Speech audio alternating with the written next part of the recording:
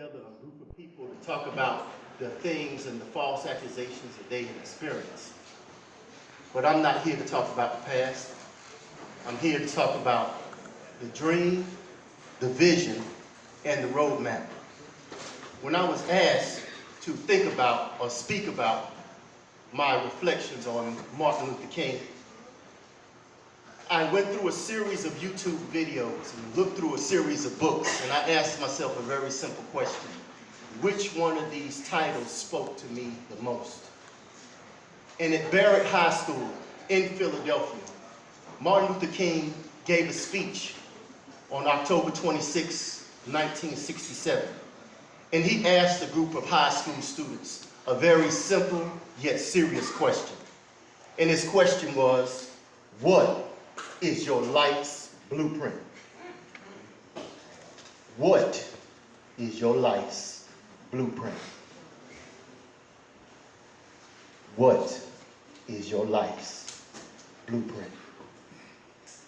He went on to say that the life's blueprint is the model for building a good and sound blueprint for our future. He said there are three things that we need to take into consideration when it comes to life's blueprint.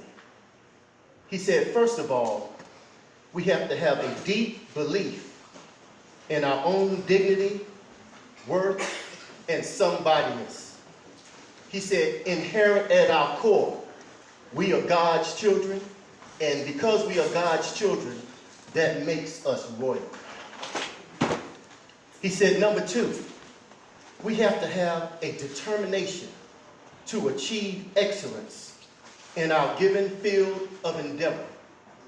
He challenged the students in 1967 that the doors would be open to us that weren't available to our parents. So be ready when the doors open. He suggested that we study hard and burn the midnight oil. He said when we were given a task to do, that we should do the task so well as if God Almighty had come down from heaven and called us to do the task himself. He said to do the job so well that the living, the dead, or the unborn couldn't do it any better. He went on to challenge the persons in the audience by saying, the mind is the standard of a man. I'd like y'all to say that together.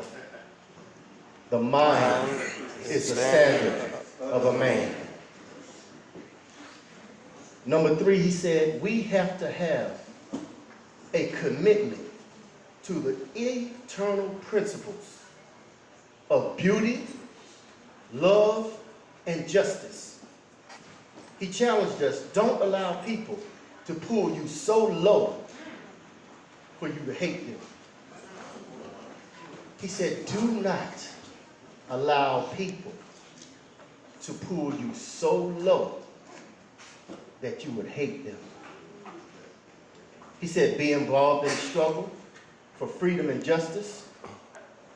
He said, don't give ourselves to those things that do not lead to solutions that solve our problems. He said, do not cast your pearls to swine. Do not give your energy to those resources that will not put us in a position to build, erect, or resurrect our community. He said we need to go from we need to create a new slogan in reflection of Watts when they were burning down the community. He said we need to go not from burn, baby, burn, but to build, baby, build. He said we need to go from not burn, baby, burn, but build, baby, build. He said, and when you're doing that, we need to go from learn, baby, learn, To earn, baby, earn. So I pose a question for you today in reflection of the dream, the vision, and the roadmap. How can you get somewhere? Now think about this with me slowly. How can you get somewhere you've never been before if you don't know where you're going? You see, Dorothy in The Wizard of Oz was lost, and she didn't realize that the solution to her salvation was right on her feet. There was a very famous story called Acres of Diamonds. It's the Temple University story. And in this story, Acres of Diamonds, there was a man that sold all his riches to buy a diamond mine, only to go through the diamond mine and realize that what he thought would bring him wealth was barren. So he bought the diamond mine for $1 million, and 3 years later he sold the diamond mine for $200,000. So he took an L for about $800,000.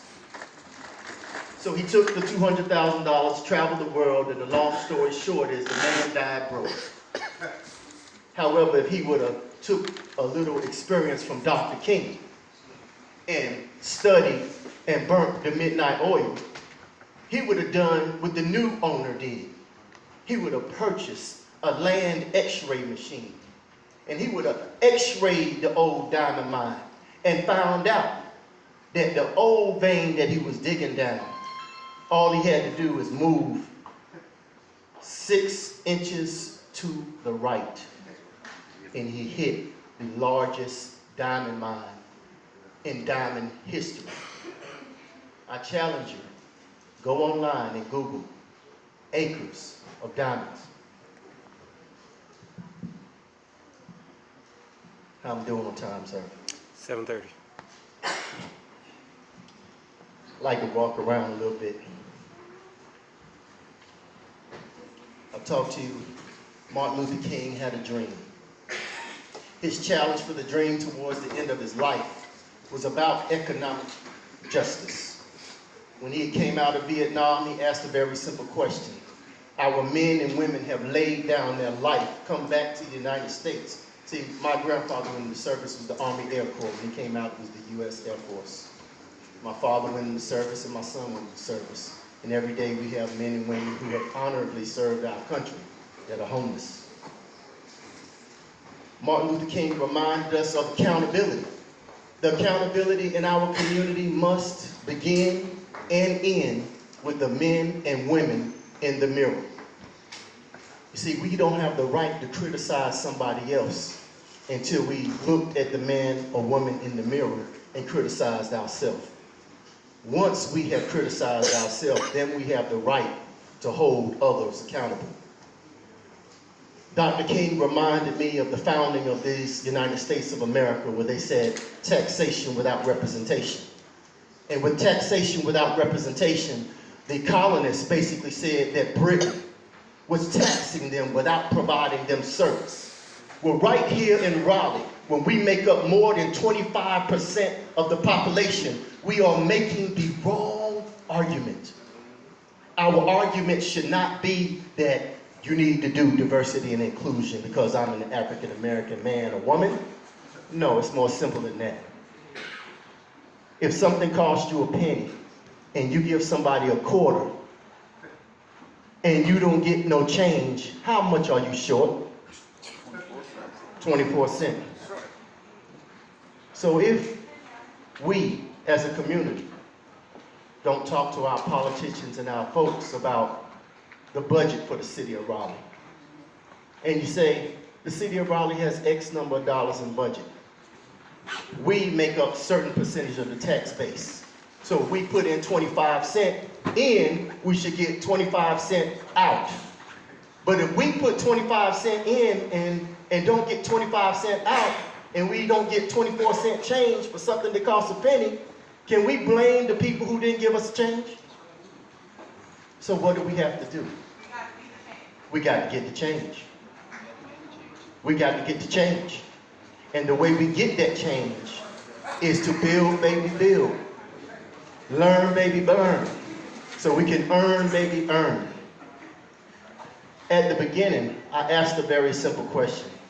I said, how can you get somewhere you've never been before if you don't know where you're going? And the way you do that is you take an inventory of tomorrow, today. If this is where I'm at right now, and this is where I want to be at tomorrow, then I need to take an inventory of tomorrow, today. And when I take that inventory of tomorrow, today, I can come back with that inventory and step it off. That's how you get somewhere you've never been before. You have to look into the future, beginning with the men and the women in the mirror, and you have to ask yourself a very sincere question.